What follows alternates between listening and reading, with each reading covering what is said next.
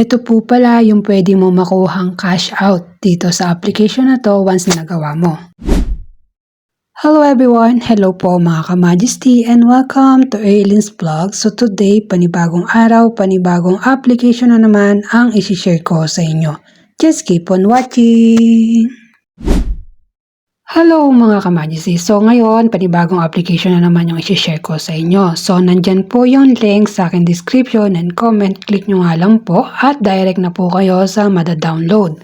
So ito yung application. Welcome to Kiki Live. So kapag natapos mo na nga po siyang i-install, ay pagbukas mo ng application, ay click mo nga lang po yung allow. And then dito sa this app only available to user who are 18 years old. So i-confirm mo lang siya mga ka-Majesty. Kapag tapos mo nga po siyang i-confirm, ay pwede ka na nga po mag-sign in through Facebook, Google, or ID. Then, mapapasok ka na po sa apps. Ano nga po yung mga kailangan dito? Ay kailangan po ay ma-verify ka at magkaroon ka ng family dito kay Kiki Live. So, i-click nyo lang yung me dyan sa may baba at tapos hanapin lang natin ang verification. So, dito sa verification, may mga isa-sign ka dyan na form bago ka ma-verify o bago ka mag-start mag-live. So, syempre, kailangan mo dyan ilagay ang WhatsApp number, ang Telegram, ang mobile number, and then click mo nga yung get code. And then, may papasok na code na automatic mababind dyan sa confirmation. And then, yung family code or agency code. And then, upload ka ng picture. Kapag gusto mo nga po maging isang agent dito, ay kailangan mong kontakin yung admin na number na nakalagay dyan. Then, kapag natapos mong na-signan lahat yan, ay click mo nga po yung submit sa baba. Or kaya naman, kung kilala mo yung agent na papasukan mo, screenshot mo siya and then pa-approve mo sa kanya yung account mo.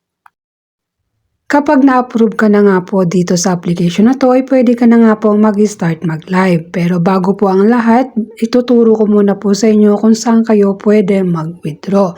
Kung ano yung target na dapat yung exchange. So, dito tayo sa total amount. I-tap lang natin yan. Tapos, ganito yung iyong makikita. So, dito as sa withdrawal method, ay pwede yan sa iba't ibang bansa kung nasaan ka man naroon. Pero, syempre, ay Pilipinas tayo. I-check lang natin kung saan siya pwede ma-withdraw. So, dito ay Philippines. Meron dyan Binance, bank account, PayPal, GCash, at Maya. At dito nga po mga ka-Majesty ay self-withdraw. So minimum withdrawal po dito ay $4 lang.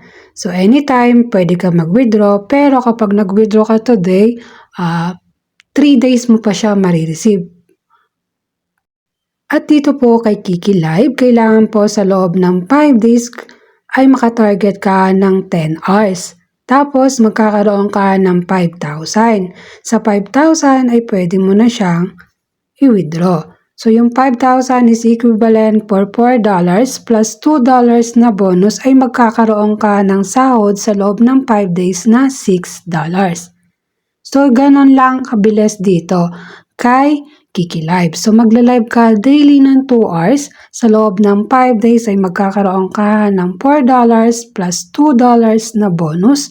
Equivalent for $6 yung total in 5 days. At nakalagay nga po dito mga ka-Majesty yung sinasabi ko na kapag nag-withdraw ka ngayon, example Monday, Wednesday nyo pa po yan marireceive. So, kahit daily ka mag-withdraw, pagitan sang araw bago mo siya ma-receive. At sa pagtatas nga po, i-click nyo lang yung plus sign.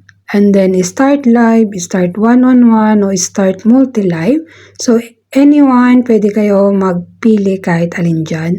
So, syempre, mag-start live tayo. Make sure user under the age of 18 are not allowed to use Kiki Live. So, click nyo lang yung go live. Pwede nyo nga po akong i-message sa Telegram at sa aking Blue App sa Facebook, mga ka-Majesty, kung gusto nyo pa pong maintindihan si Kiki Live.